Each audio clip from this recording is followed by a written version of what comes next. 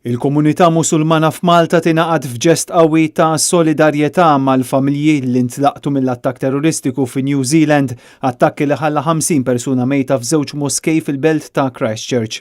L-erba' filgħaxija kien organizzat f'ġieli fiċ-Ċentru Iżlamiku ta' Raħal Ġdid li matulu l-komunità Musulmana f'pajjiżna selmet il-memorja tal-vittmi.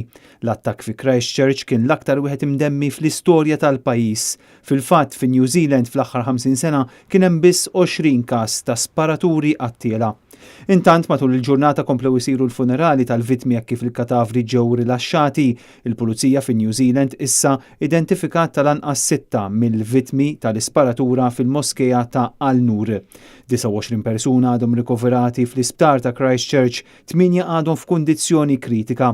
Fl-aħħar sigħat il-Prim Ministru ta' New Zealand, Jacinda Ardern, ħeġġet għall-impenn globali biex jinqerdu l-eruq ta' l-ideoloġiji razzisti tal-lemin.